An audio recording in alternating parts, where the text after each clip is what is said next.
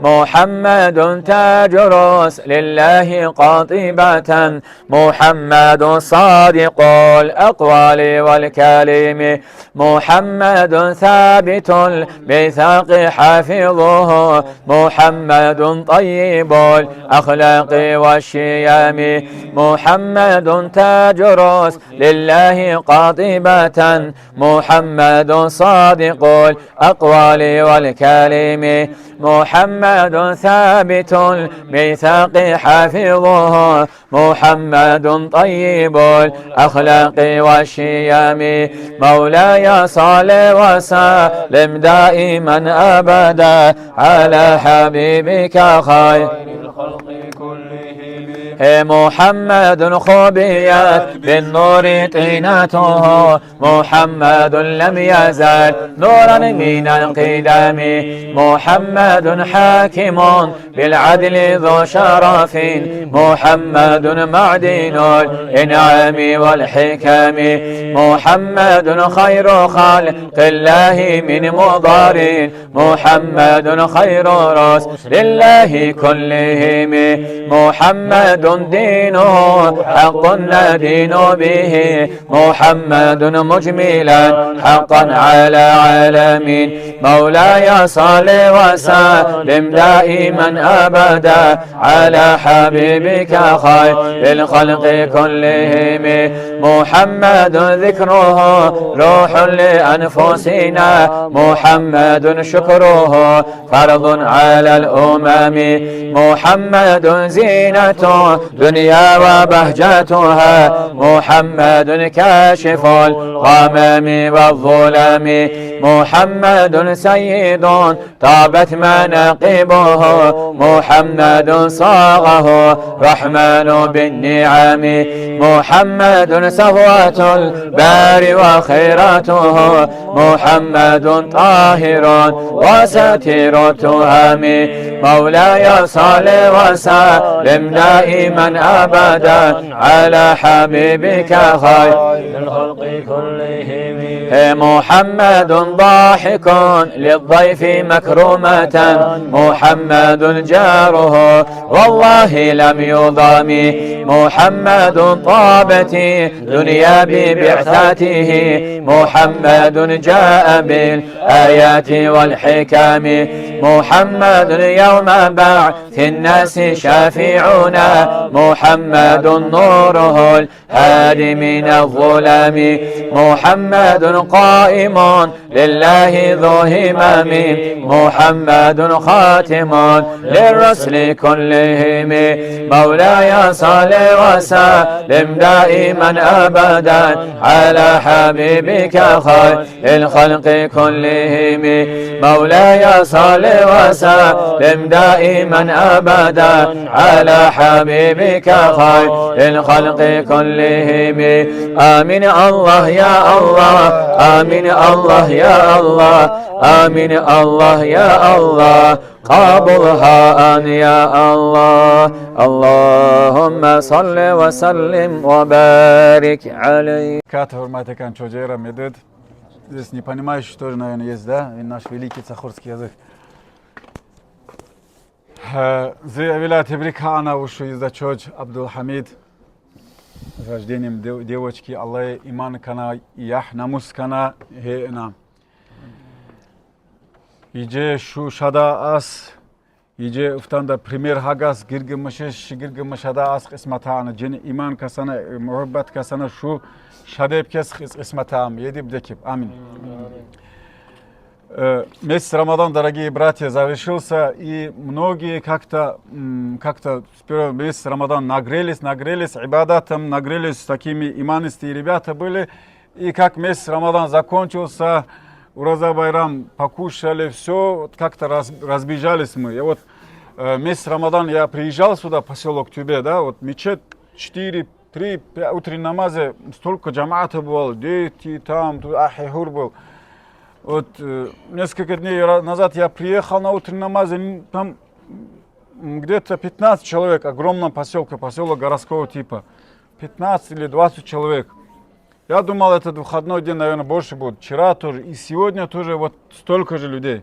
эти дети тоже куда-то потерялись, родители тоже их куда-то потерялись, и как-то намаз забыли мы. Первое, что пророк, саллаллаху алейхи вассалям, говорит, «Аввалу ма юхасибуль абда», первое, что Аллаху Та'аля будет опрашивать своего раба, это во время совершенный намаз. Пророк, саллаллаху алейхи вассалям, говорит, «Ас-салату имадуддин», намаз – это опора нашей религии.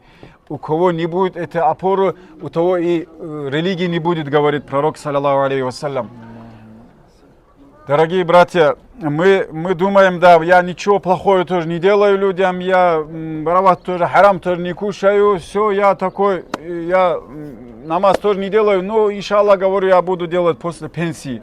Мы не знаем, сколько же таких людей, которые говорили, завтра сделаю, и ангел Азраиль их достал. Мы не знаем, когда нас настигнет смерть. Сегодня, вот сейчас, в течение часа, в течение минуты, мы не знаем, когда к нам Аллаху Та'аля отправит ангела смерти. Он предупреждений не делает, он никаких этих не делает. Даже пророку он не предупреждает. Когда Дауду алейхиссалам однажды, это мы знаем, царь такой был, да, царь и пророк. И он один раз зашел к нему человек и салам алейкум говорит. И он удивился, ты кто такой, чтобы без стука ко мне заходить? Я царь, я пророк. И он говорит, я, говорит, не нуждаюсь, говорит, в стуках, говорит, я без предупреждения каждому, любому захожу, и тебе тоже, говорит. И он понял, что это был ангел смерти. И теперь он Аллаха молит, коротко говоря, он молит Аллаха, о Аллах, я же твой любимец, я же твой лучший из людей на этой земле.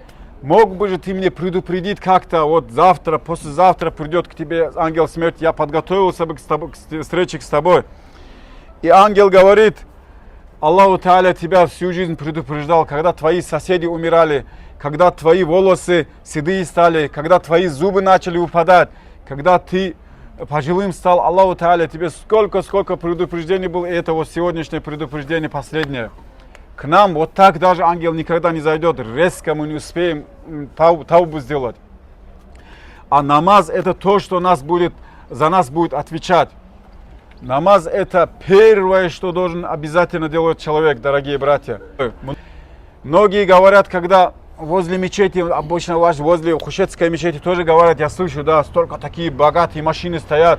Вот раньше говорили еще в 90-х годах, когда я тоже, когда удивлялся, да, что они говорят, там возле мечети такие дорогие машины бывают. Тогда в 90-х годах, кроме как не своровал, наверное, невозможно было дорогую машину купить, да. Бизнес, эти вещи же не были, хукуматские вещи были, да, только. И говорят люди, да, вот большие дорогие машины тоже есть, говорят, воруют, говорят, они с вами намаз тоже делают. Это, дорогие братья, от того, что человек ворует, от того, что человек обманывает, от того, что человек пьет, курит, он не освобождается от намаза, дорогие братья. Пусть он будет наркоман, пусть он будет серийный убийца, пусть он будет мафиозик, но он от намаза не освобождается, дорогие братья. Кто-то говорит, я нет, курю, говорит, нет, пью, говорит, где-то на свадьбах или где-то что-то. Ты хоть убийцей будь, но намаз ты не имеешь права пропускать. Намаз это твоя обязанность, дорогие братья. Во время пророка, саллаллаху алейхи вассалям, такой человек, пророку, саллаллаху человек подошел к мечети и говорит, о посланник Аллаха, саллаллаху алейхи вассалям, это некий человек, и грехи тоже совершает, говорит, но с тобой тоже бывает, на намазе здесь мы нет, видим его, говорит. И пророк, саллаллаху говорит, оставь его, говорит, вот так, оставь, намаз его исправит.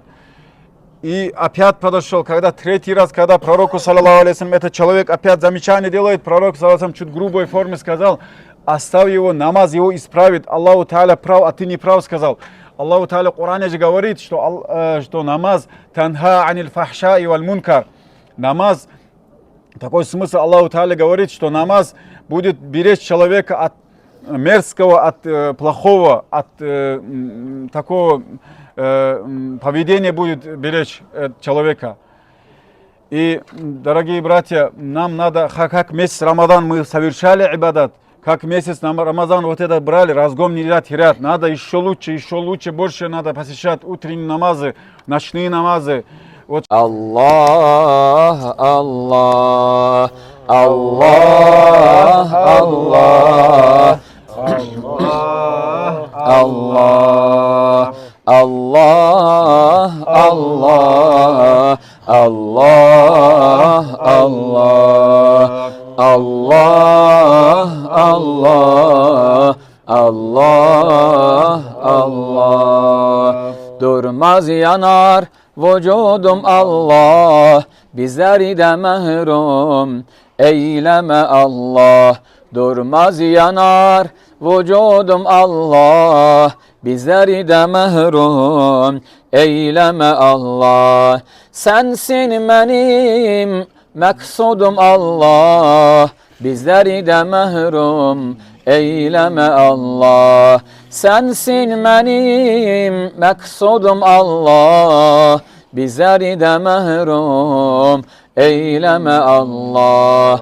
Allah, Allah, Allah, Allah, Allah, Allah, Allah, Allah.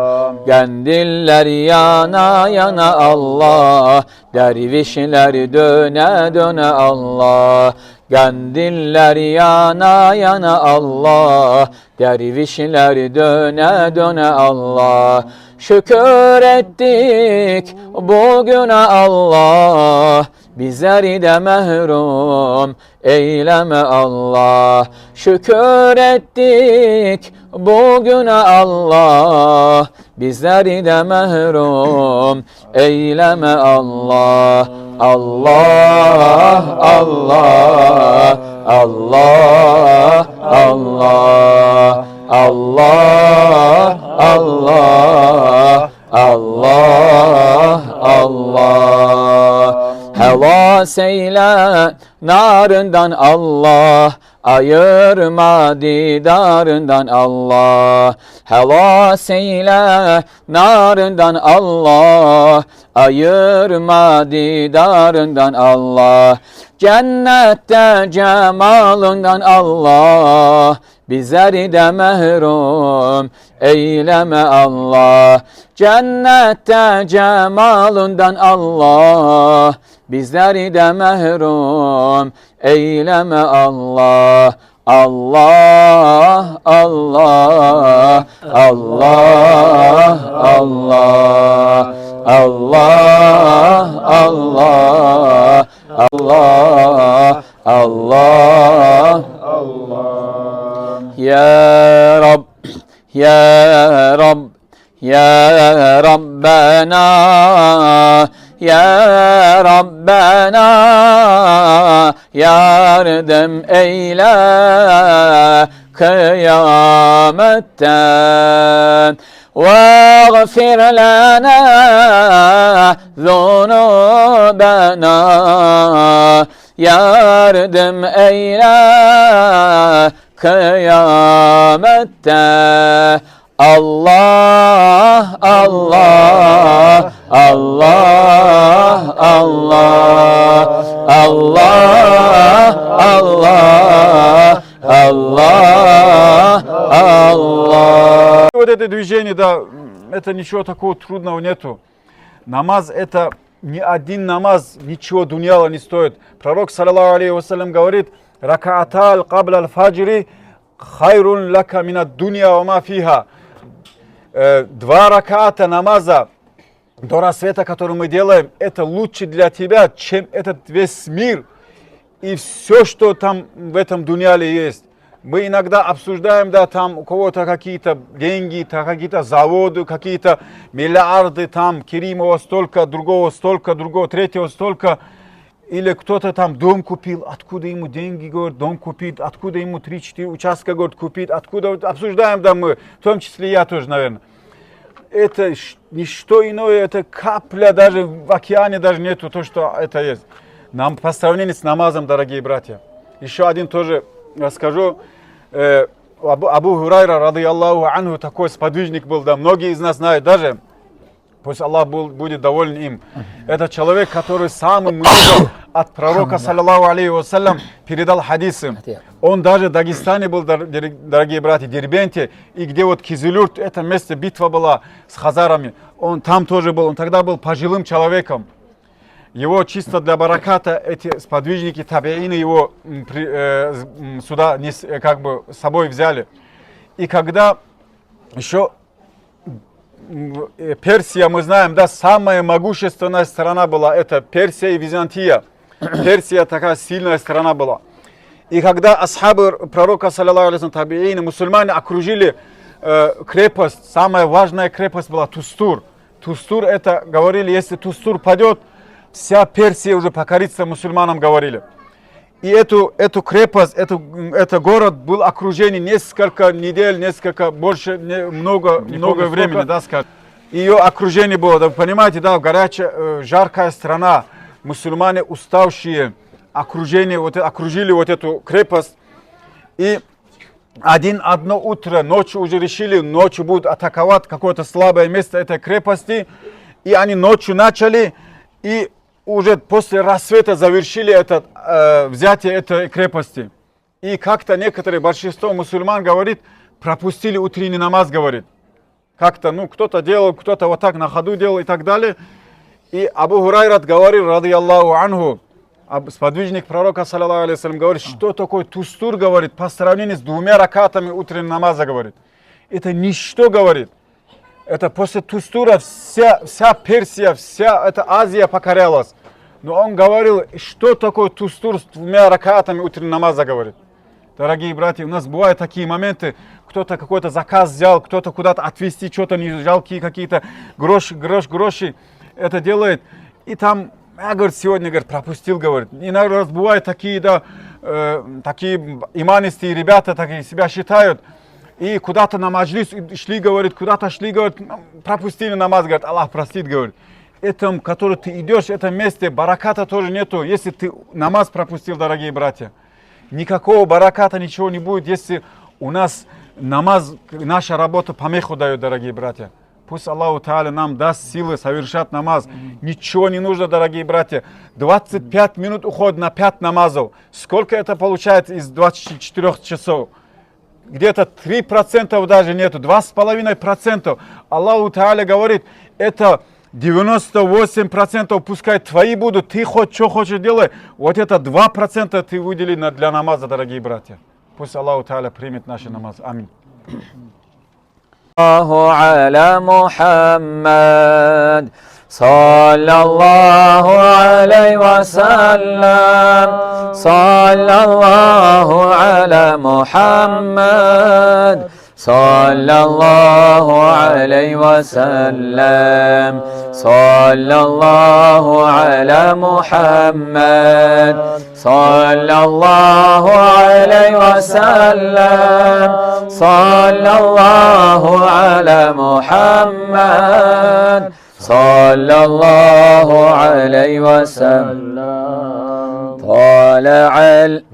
طالع البدر علينا من ثنيات الوداع وجب الشكر علينا ما دعا لله داعي وجب الشكر علينا ما دعا لله داعي صلى الله على محمد صلى الله عليه وسلم صلى الله على محمد صلى الله عليه وسلم أيها المبعوث فينا جئت بأمير مطاع جئت شرفت المدينة مرحبا يا خير داعي جئت شرفت المدينة مرحبا يا خير داعي صلى الله على محمد صلى الله عليه وسلم صلى الله على محمد صلى الله عليه وسلم صلى الله على محمد صلى الله عليه وسلم اللهم صل وسلم وبارك عليه. Дочь это та, которая откроет двери. Во времена Умара Асхаба, ради Аллаху анху, был такой случай. Однажды к Умару Асхабу, ради Аллаху анху, Умар Асхаб был, уважаемые братья, таким человеком и до ислама, и после ислама люди знали его только со стороны могущественный, сильный, грозный сподвижник посланника Аллаха, саллиллаху алейхи вассалям. Он таким был очень, можно сказать по-нашему, да, дерзким был. И до ислама, и после ислама. И это первый человек, который, когда принял ислам, когда посланник Аллаха и его сподвижники не могли выйти в люди и сказать, что ислам это истинная религия, когда Умар Асхаба, ради Аллаху анху, принял ислам и сказал: о посланник Аллаха, я не собираюсь утаивать, прятать то, что является истиной. И вышел в люди и начал говорить: ислам это является религия, той религия, которой весь мир будет следовать. И правильная религия. И однажды к нему подходит некий человек и говорит: о, Умар, вот мы тебя знаем, ты очень грозный человек, справедливый человек. Мне вот интересно, и вы что понимали, да, вот Умар Асхаб, ради Аллаху анху, за всю свою историю, да, никому не проигрывал в драке. И тогда некий человек приходит и говорит: о, Умар, вот мне интересно, говорит он, вот во всем этом мире есть ли такой человек, который храбрее тебя? И тогда Умар Асхаб, ради Аллаху анху, говорит: да, есть. Этот сподвижник удивленно говорит: кто же, вот мы тебя знаем таким, и кто же может быть таким, может, хищником, да, чем ты? Умар Асхаб, ради Аллаху анху, говорит: это тот, который оставляет намаз. Умар Асхаб, ради Аллаху анху, говорит: уважаемые братья, храбрее меня, сильнее меня это тот, который оставляет намаз. Почему? Потому что он не боится Аллаха субханаху ва та'аля. Боязнь перед людьми это обычная физическая вещь. А боязнь Аллаха субханаху ва та'аля это духовная, сердцем которая вещь. Человек, который не боится Аллаха субханаху ва та'аля, Умар Асхаб говорит: он сильнее меня. Он сильнее меня. И во время намаза, когда Умар Асхаба, ради Аллаху анху, ранили, Умар Асхаба, ради Аллаху анху, ранили, он, истекая кровью, потерял сознание. Потерял сознание, люди, сподвижники пришли и начали его будить: о, Умар, просыпайся. Они не смогли его побудить его, не смогли разбудить. И тогда пришли к сыну Абдулле, ради Аллаху анху, и говорят: о, Абдулла, твой отец потерял сознание, потерял очень много крови. Вот мы столько старались его, говорит, разбудить, не смогли, он не очнулся, говорит. И тогда Умар Асхабу, ради Аллаху анху, сын его, то есть говорит этим сподвижникам: вы, говорит, скажите ему о намазе, что пришло время намаза. И тогда сподвижники, ради Аллаху анху, приходят к Умару, и они, говорят, лишь что сказали слово: о, Умар, пришло время намаза. И он очнулся. Умар Асхаб, ради Аллаху анху, очнулся и начал говорить: джамаат намаз совершил или нет? Эти люди, уважаемые мои братья, у нас, алхамдулилля, у каждого есть сыновья, есть там племянники, есть внуки, есть, да, вот эти люди, эти наши дети, которые всегда мы смотрим какие-то фильмы Спайдермена, Бэтмена, Человек-паука, у них как бы в приоритете эти люди. Эти люди.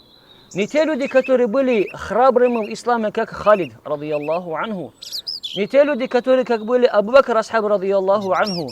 Не как Умар, не как Усман, не как Али, ради Аллаху анхум. Это наша вина, уважаемые братья. Это наша вина. Когда мы говорим, что наши дети их плохие, нет. Они не плохие, мы плохие. Мы отцы плохие, потому что мы их не воспитываем. Когда тебе твой сын говорит: смотри, отец, это Супермен, что может? Был такой случай в садике.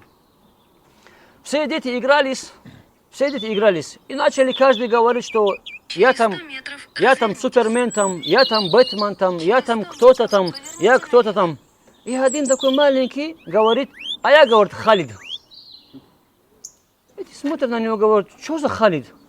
Мы-то понимаем, кто Спайдермен, понимаем Бэтмен кто, там Человек-паук кто, или что-то кто. Ну кто такой Халид? И теперь он говорит: мне, говорит, отец рассказывал, то есть отец рассказывает историю сподвижников, радийаллаху анхум, своему сыну. И теперь этот ребенок на следующий день говорит: отец, моим друзьям, говорит, интересно, говорит, кто такой Халид. Отец идет туда в садик, всех детей собирает и рассказывает про Халид асхаба, радийаллаху анхум, что был полководцем, который за всю свою жизнь не проиграл ни одну битву. Вы представьте, ни одну битву Халид асхаб, радийаллаху анху, не проиграл и умирал в постели. Почему? Потому что Всевышний Аллах Субхану ва Тааля его прозвал мечом Аллаха, а меч Аллаха никак не может быть повержен. И теперь этот отец рассказывает всем детям, кем был Халид. И теперь каждый начал говорить: я тоже Халид, я тоже Халид. Уважаемые мои братья, будущее наших детей зависит от нас самих. Ты покажи поступок мусульманина, и валлахи, твой сын за тобой последует. Ты покажи своему сыну, как ты совершаешь дома намаз. Ты покажи своему сыну, как ты совершаешь джамаат намаз со своей женой. Подведи с собой вместе, поставь, пускай он тоже делает. Пускай что попал делает, но чтобы он с собой вместе какие-то движения делал. И вы увидите изменения, уважаемые братья. Через определенное время этот ребенок будет человеком, который будет сохранять умму Мухаммада, саллаллаху алейхи вассаляма. Пусть Всевышний Аллах Субханаху ва Тааля нам поможет, чтобы мы искренне воспитали наших детей. И поистине, уважаемые братья, валлахи, это очень большая ноша на самом деле. Мы должны к этой ноше отнестись очень серьезно. У нас дети есть, это наше будущее. И они будут зависеть от нас. Пусть Всевышний Аллах поможет. Альхамдулиллахи Раббил Аламин.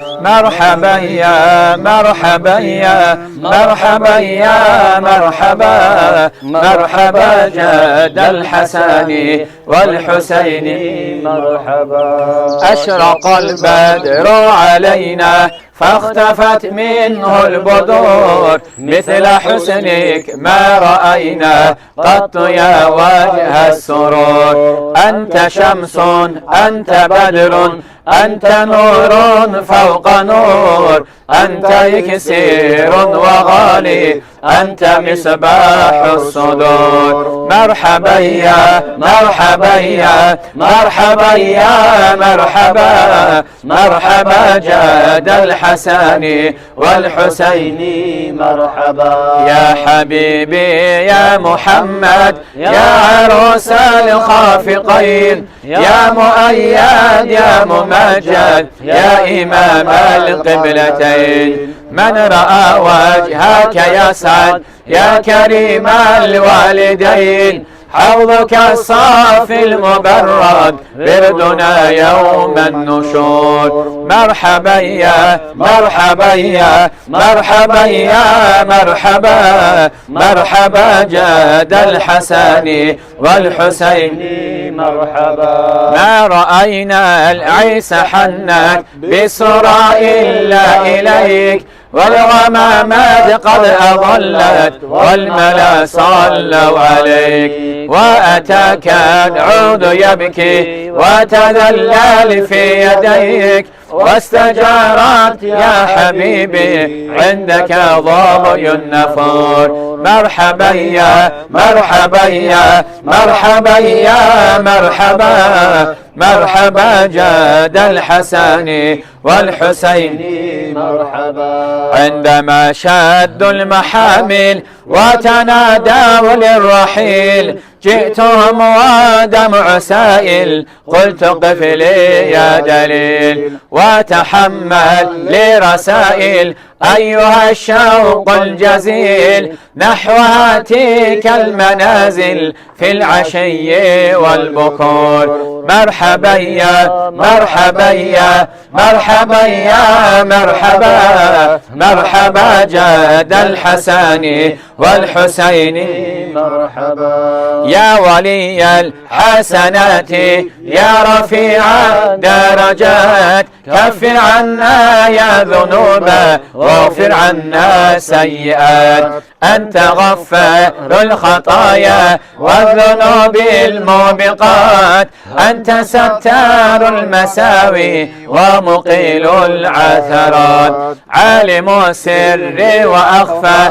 مستجيب الدعوات، رب فارحمنا جميعا وامح عنا سيئات. رب فارحمنا جميعا بجميع الصالحات، رب فارحمنا جميعا يا مجيب الدعوات. مرحبا يا مرحبا يا مرحبا يا مرحبا، مرحبا جد الحسن والحسين مرحبا. مرحبا يا مرحبا يا مرحبا يا مرحبا، مرحبا جد الحسن والحسين مرحبا. اللهم صل وسلم وبارك عليه. Говорит, братья, альхамдулиллах, вы знаете, это, альхамдулиллах, хвала Аллаху. Самый большой шукр, благодарность Всевышнему Аллаху, как ученые говорят, это когда человек выполняет все требования шариата. Самый минимальный шукр, это когда он говорит альхамдулиллах. Самый большой благо, среди всех благ, которые Аллах нам дал, это пророк Мухаммад. Самый великий благо. Потому что он нас, наших отцов, предков, всех людей вывел из мрака невежества в познание, в свет познания Всевышнего Аллаха. Поэтому все вместе, иншаллах, сделаем альхамдулиллах, скажем, сделаем благодарность Всевышнему Аллаху коллективно, иншаллах. الحمد لله الحمد لله الحمد لله الحمد لله الحمد لله الحمد لله الحمد لله الحمد لله الحمد لله الحمد لله الحمد لله الحمد لله. في حب سيدنا محمد نور لبدر الهدى متمم، قلبي يحن إلى محمد ما زال في وله متيم. ما لي حبيب سوى محمد خير الرسول النبي المكرم، شوق المحب إلى محمد أفناه ثم به تهيم. الحمد لله الحمد لله الحمد لله الحمد لله. في الحشر شافعنا محمد منجي الخلائق من جهنم. ميلاد سيدنا محمد أم القرابة لد معظم. أحياد جازا من المحمد مولاه سلم ما هو كلم. أدعوك أحمد يا محمد يا سيد الرسول المقدم. الحمد لله الحمد لله الحمد لله الحمد لله الحمد لله الحمد لله الحمم لله الحمد لله. اشفع إلى الله يا محمد يوم القيامة كي أنام، أرجو الشفاعة من محمد لو كنت أرتكب المحرم. من جاء وملجأنا محمد يوم الهوان به تحشم، والنور جاء به محمد والحق بينا إن تكلم. الحمد لله الحمد لله الحمد لله الحمد لله الحمد لله الحمد لله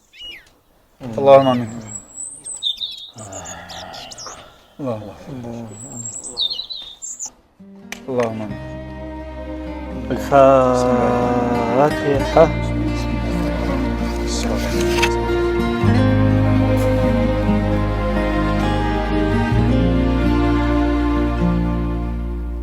ليتك معنا تهدينا سبيلا ينفعنا، ليتك معنا ما كنا ضللنا أو ضعنا، ليتك معنا بزماننا